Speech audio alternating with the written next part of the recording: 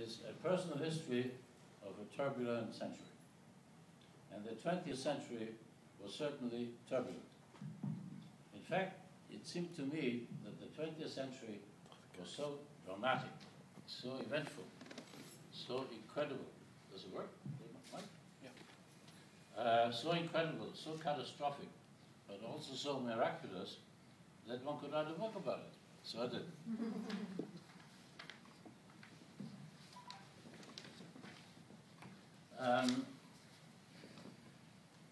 Your question. Can you explain the pictures on the book cover? The picture is of the city of Bamberg, where I was born, in southern Germany, and I lived there until my bar mitzvah in 1939.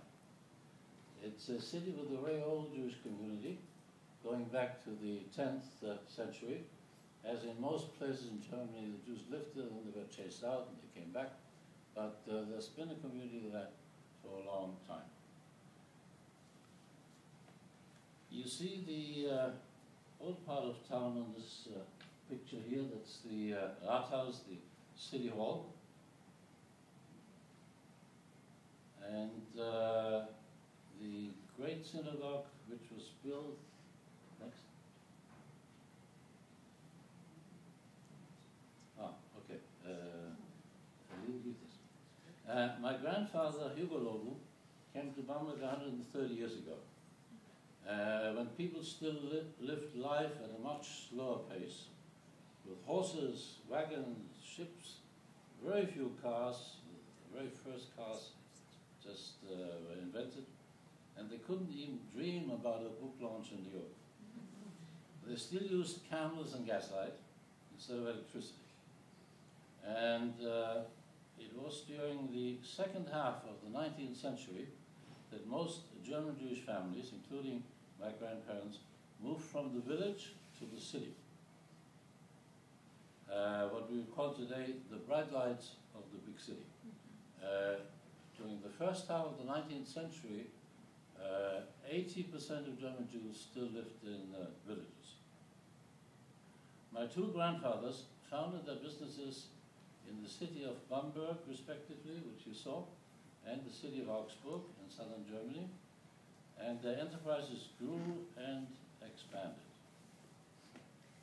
When your grandparents and their generation moved from villages to the big city, they had to adjust to a new economy.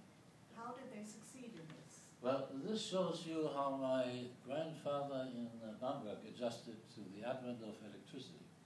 He switched from his previous business to an electric wholesale business, which we discovered his first catalog. This catalog was issued around 1915, I believe.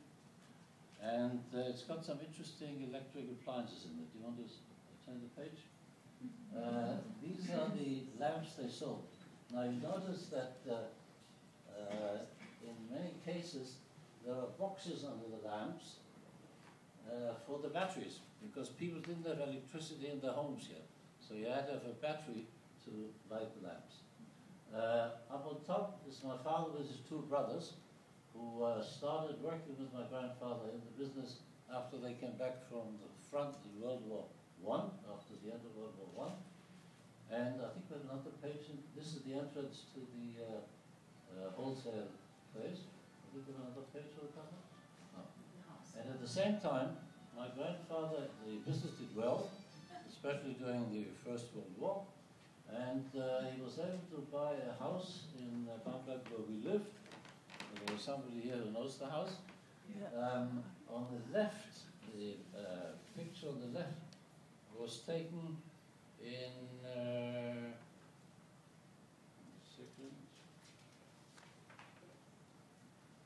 1887. Right, 1887. One of the first photographs. There were no cars for this. See? The one on the right was taken in 1954 after we had sold the house, and the new buyers installed the shops on the ground floor. We lived on the second floor, my grandparents on the first floor, and the triumphal arch was built for the King of Bavaria, who came to visit just at that time, which was the reason I I guess, why they took this photograph. On my mother's side, the cousin Heinrich Aufhäuser started his bank by the same name in Munich in 1870, and the bank still exists to this day under the name Aufhäuser. And as I mentioned before, the great-grandson of the bank's founder is with us this evening. Martin, welcome again from San Francisco.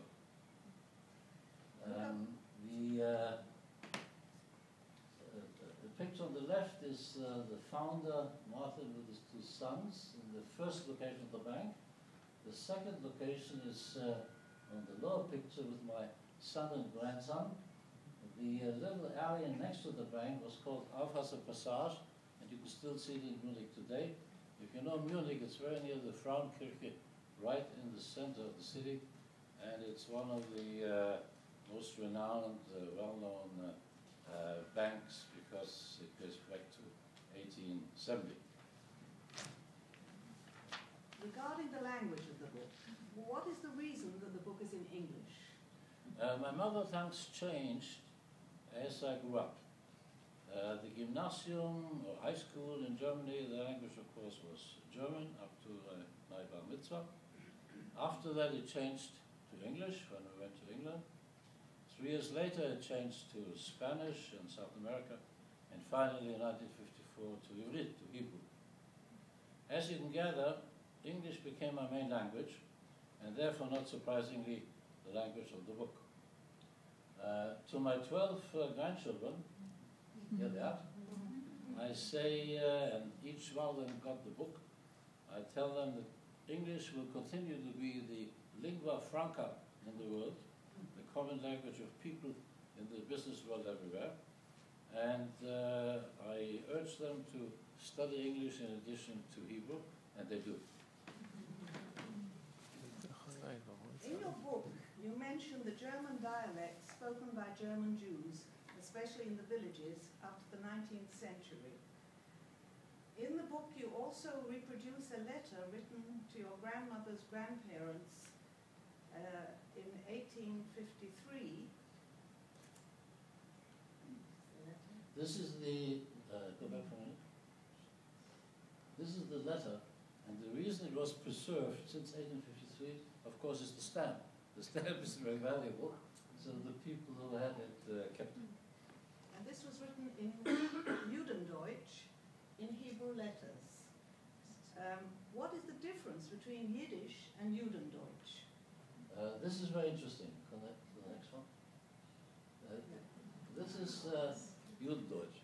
It's German as we speak it today, as they speak in Germany, written in Hebrew letters, with a few Hebrew words put in. It's not Yiddish. It's very interesting.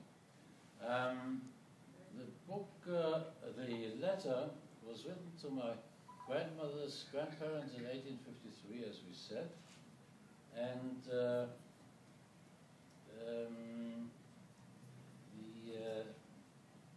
we can try and read one or two lines in the letter. If you look at the very top, if you know how to read Hebrew, it says, Liebe Schwiegereltern, dear parents-in-law.